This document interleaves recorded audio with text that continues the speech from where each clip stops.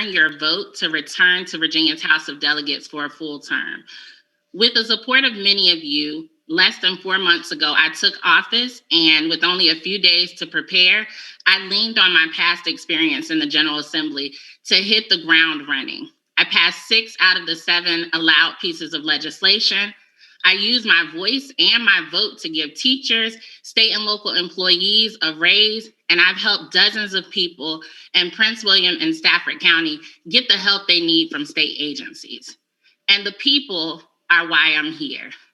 I decided to run a few months ago because I knew we needed someone who not only understood the issues impacting us, but someone who will always vote conscience and community first. So I'm proud of the work I was able to accomplish, from marijuana justice to expanding the Prince William County Health District and all of the victories in between. But there's still more work to do. Yes, I'm proud that I was able to provide more funding for VRE to increase hourly and weekend trains, but too many of our families are spending time and money commuting. We definitely have work to do. Yes, we were able, and I'm very proud, to fund schools at unprecedented levels, but our teacher and staff pay is still too low. We have work to do. And yes, today we increased our minimum wage, but now Prince William County doesn't have an ordinance in place for collective bargaining. We have work to do. So I'm proud of my voting rights bill, the first of its kind in any state that protects the right to vote. But all of that can be wiped out if we lose our Democratic majority. So we have work to do. As a mother of 3 school-age children, one is on the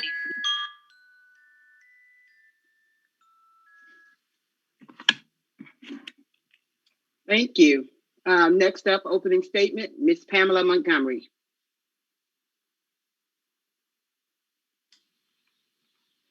Good morning.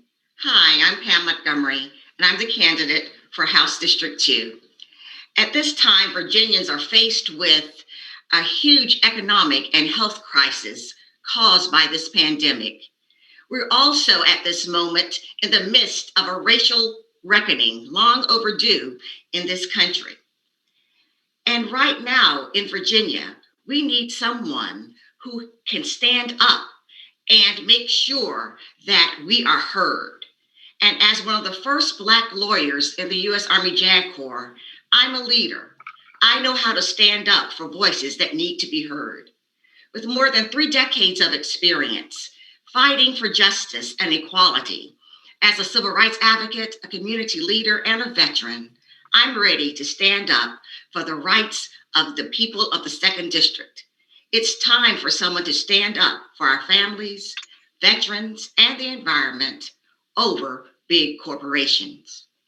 My family has a deep commitment and passion for service and a commitment to our community. And I'm ready to take that commitment to deliver on our progressive values for equality of educational opportunity and a voice in our democracy, for justice, no matter your race, for safety and access to health care and protection from pollution, for dignity, which is so important, and economic security for all, no matter your job, who you are, or who you love, and for community, where we come together, where we work for each other, and our differences are seen as strengths, not as a basis for division or discrimination.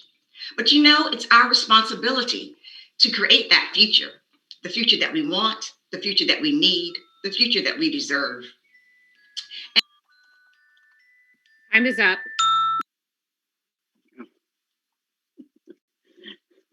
All right, thank you so much. All right, thank you to both of our candidates for their opening statements. At this time, we will start off with our first question. Our first question will be addressed to Delegate King. What will you do to provide more funds and resources towards economic development options along the Route 1 corridor? Thank you. I've already started. So I was very proud to pass 3 pieces of legislation this session that will allow easier access for small women and minority owned businesses to access funding from our state small business financing authority. I've also worked with businesses along Route 1 to connect them with the appropriate people at the state and local level to help them access all of these benefits.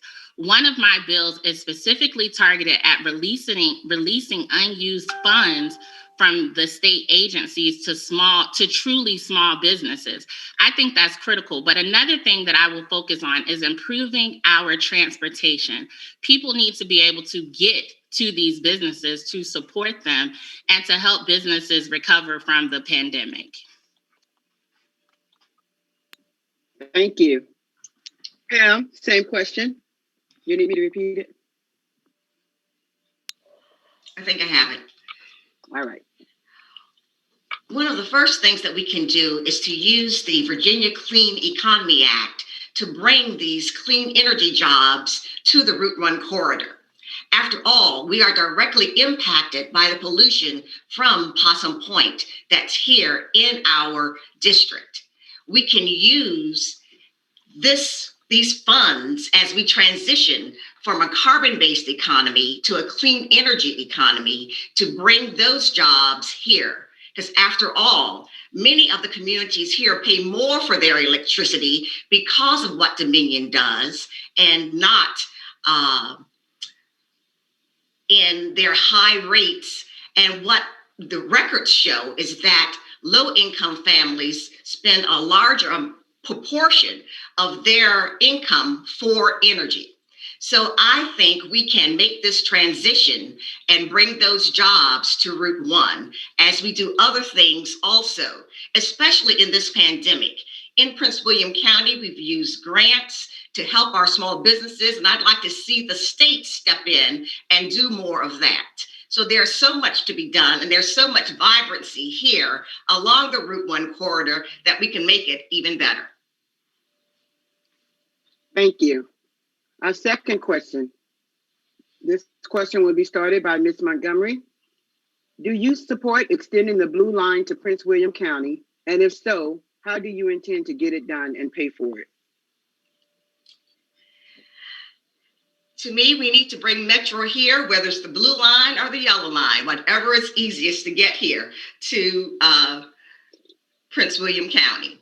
And I would love to see it come along the Route 1 corridor. After all, we have a lot of train stations here. We have the VRE stations in Woodbridge, Rook Pond. Pretty soon we'll be here at Potomac Shores and down in Quantico. So let's bring that line Metro here to Prince William County. And we can find funding in the state transportation budget. One of the things I'd like to see done is that we change the way the Commonwealth Transportation Board operates. I've been in meetings with them dealing with the renaming of Route 1 and some of our other projects. And what I see is a board that does not represent the interests of Prince William County and Stafford.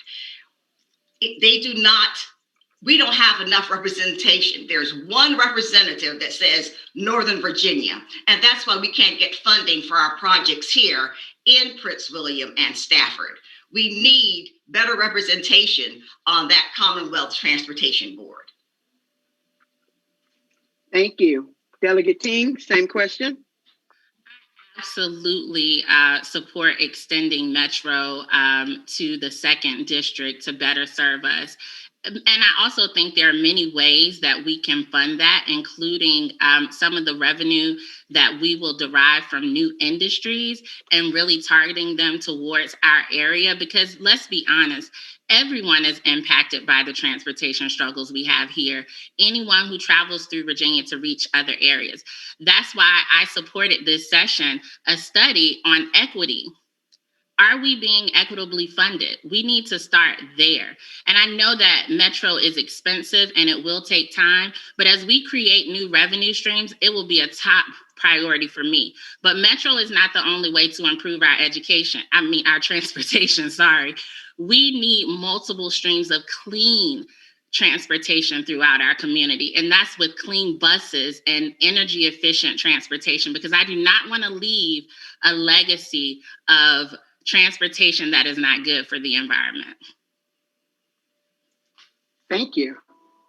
Our next question, and this question will be answered first by Delegate King. Do you support collective bargaining for public sector employees? How will you work with local elected officials to enact the new collective bargaining law? So as you heard in my opening, I absolutely support collective bargaining. I am a union family. I am union strong, and I've already started working with folks at the local level to push forward a collective bargaining ordinance. Our union members, public employees, have worked hard for us throughout the pandemic, and we have to show up for them by moving collective bargaining forward now. That's a statement I've consistently made and will continue to shout from the rooftops. And I do believe we have the support.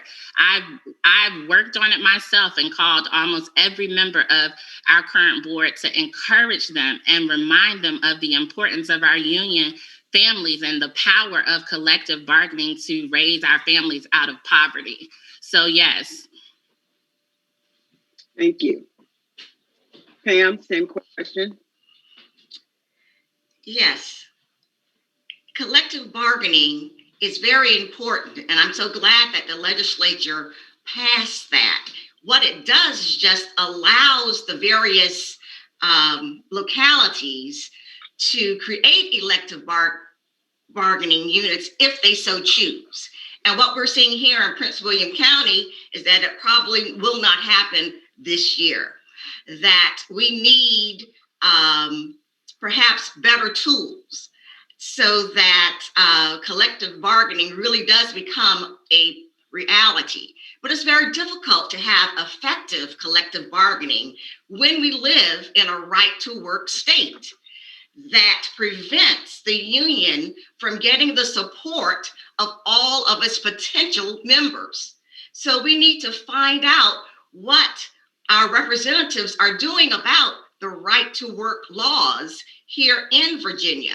The unions were successful a few years ago in keeping it out of the Constitution, but our legislators had an opportunity this past year to vote on it, and some chose not to vote. So collective bargaining is great. I'm willing to work with our boards here in Prince William because I do believe that we should have it, but it's very hard when we still have these right to work laws around in Virginia. And that's something that I would work on. All right. Thank you. Next question. Again, this question will be started by Ms. Montgomery. How can we provide resources specifically for schools along the Route 1 corridor to build new schools and modernize current schools? Well, school funding is very difficult. As you know, the way the system works is that the school board gets most of its budget from the Board of County Supervisors. But we do need a capital funding plan, a capital funding budget, as we call it, capital improvement budget, CIP, our program. We have some of that in the county for other kinds of programs, capital improvements. And it's about time we do something like that for the schools, especially the ones here on Route 1. They're older schools. They're the same kinds of schools I attended back in the 60s when I was in elementary school. And it's time that we build more schools. And part of the problem is that the limited land over here. So we may have to find a new model of building schools, maybe building them vertically rather than horizontally. But yes, a capital improvement program specifically set aside for school building is a necessity. Thank you, Ms. Montgomery. Delegate King, same question. Yeah, so I'm very proud of the investment that President Biden, the once in a generation investment, and I've used my voice to speak with members of the governor's staff here in Virginia to really encourage them. And we are close to getting federal approval to use that money to upgrade and modernize our schools, not just in the 2nd District in Stafford and Prince William County, but throughout all of Virginia, because I'm concerned about equity and what our children are gaining access to, what Black and brown children, the types of school buildings they are in versus other communities. So I am looking forward to us using our federal funds to modernize and upgrade our aging school system, and also review the way we fund. The formulas that we use to fund construction need to be updated as well. Thank you, Delegate King. Over to our next question. And again, this question here, we will start off with Delegate King. The House of Delegates and the Senate have proposed competing approaches to deal with the federal doctrine called qualified immunity. The House proposes blanket law to allow anyone to sue a law enforcement officer for any violation of the Constitution of Virginia or state law. The Senate proposes a bill focused solely upon police officers unlawfully using force against Virginians. Which approach do you support and why? Thank you. So let me just say this. Fish stinks from the head. I absolutely support ending qualified immunity, but qualified immunity alone will not stop law enforcement officers from killing Black and brown people in communities across this country. So there needs to be a reckoning and reimagining, because there is no training that is going to stop the killing. There is no ending qualified immunity alone that will stop the killing and over policing that we see in many communities of color. It takes multiple approaches, and I've been committed to doing just that, to looking at what we have and making a system that is fair and equitable for all. But fish stinks from the head. We have to hold these law enforcement officers and the leaders especially accountable for the culture in their squad rooms. Thank you. Ms. Montgomery, the same question. Could you repeat it, please? I will. The House of Delegates and Senate have proposed competing approaches to deal with the federal doctrine called qualified immunity. The House proposes a blanket law to allow anyone to sue a law enforcement officer for any violation of the Constitution of Virginia or state law. The Senate proposes a bill focused solely upon police officers unlawfully using force against Virginians. Which approach do you support and why? Well, listening to you describe them, I think I may want to go a different way. I like the approach that Colorado has taken, which is a much broader, and no one has gone quite as far as Colorado in dealing with this issue of qualified immunity. And it's something that we definitely have to address here in Virginia, because qualified immunity allows police officers to shoot first and think later. And that's what both Justice Sotomayor and Justice Thomas, who usually don't agree on anything, they agree that that's what qualified immunity does. It takes away that a culture of accountability. And more than anything else, that's what we need here in Virginia. We need the police to be accountable to its citizens, that we need to change that culture, and taking away qualified immunity as a defense in these kinds of cases where they use excessive force is a giant step in changing and transforming the culture of policing and law enforcement in this country. It's one of the most important things that we can do, and that's why the Republicans are now holding up the George Floyd bill, because they do not want to see qualified immunity end. Thank you. Thank you so much, Ms. Montgomery. Our next question, Ms. Montgomery, we'll start with you. What is your plan to tackle the lack of affordable housing in Prince William and Stafford counties? How would you propose to pay for it? Okay. Affordable housing is one of my favorite topics because I see the need for it all along this district. Housing is a fundamental right. And for so long, Black and brown people have been segregated and kept out of the mainstream because of the lack of ability to build wealth in owning homes. But before we can even get to owning homes, we need to be able to afford apartments that we can live in. And it deals with how land use operates here in the Commonwealth. We have zoning laws that are outdated. We have density rules that need to be changed so that it is profitable to build affordable housing. I think we can incentivize the developers and the builders. Even the government can get involved in building on public land so that low-income families can have a decent and safe place to live. I grew up in public housing, so I understand the importance of having a safe community, a community that's affordable. And we can pay for it with taxes that come from the increased business revenue that we plan to create here in Prince William and Stafford County. And we can get the developers, if we incentivize them with the right kind of financing.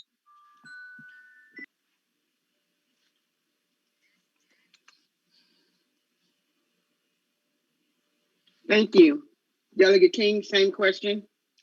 Yeah, so that is such a great question. And, like Ms. Montgomery, I grew up in public housing, and I saw how public housing was able to provide a platform for folks in the community to move on to different types of housing. I think we have a lack of it. So I believe that public-private partnerships are key to increasing the type of low-income housing we have available in the district. And although, space is at a premium, there are things at the local level that can be done to make it easier for public and private corporations to work together and require developers to have certain portions of affordable housing available. So those were two avenues that I would focus on. I also think that the lack of affordable housing is at crisis level, and that we should be using our rainy day funds and different revenue streams available to us to fund those. And those are the things that I want to go back to Richmond to fight for. Thank you. Thank you so much, Delegate King. Last question of the round, starting with Delegate King. During the pandemic, as schools closed, many women opted to stay home to care for their school-aged children. This has eliminated the voices of many women from the workplace and opened our nation's eyes to the unfair wages of women and the high cost and inaccessibility of childcare. If elected, what plans do you have to help women get back into the workplace and support their families? Does this plan change when considering rural communities in Virginia? Thank you for that. So I've already started. I was proud to be a patron of our legislation to expand our child care credit to families throughout the pandemic. The cost of childcare is too high. Some have referred to it as a second mortgage, and that is setting so many women back in the workplace. Another thing that I've committed to, and I'm very fortunate to have the support of Senator Boysko, who has long been a champion for equal pay, but she and I have been strategizing. We are going to ensure the Commonwealth pays people equally for their work, that we do not continue this disparity of women making lower wages due to their gender and us as law not holding them accountable. So I believe that those two things are steps in the right directions, but we have to be more supportive of women. As a mom, I can tell you, I am just jumping on this call within 5 minutes because we have to manage it all, but we shouldn't have to do it all alone. We should have supports to do that. And I'm committed to legislation that will provide more support to families, because there are women and men out there, single dads as well, who have been disproportionately impacted by the pandemic. Thank you. Ms. Montgomery, the same question. This pandemic has laid bare the inequities in our community, especially when it comes to support for working families. And what we've seen is that many women have had to stay home because they lost their jobs because they're watching their children at home. And what has also happened is because they've taken their children out of these child care centers, these child development centers, they are going out of business. So what we need to do is work to provide these families with scholarships so that women can go back to work. Because if that's what they choose, that they can go back to work, and that these child development centers that are so essential to making sure that our children are prepared for kindergarten when they go to school, that we can have a partnership with the government, with families, and with these child development centers to make it all work. And we did something like that in Prince William County, where we provided those scholarships to these child development centers, because early childhood education is so important to making sure that our children are on the right track in the future. Thank you so much.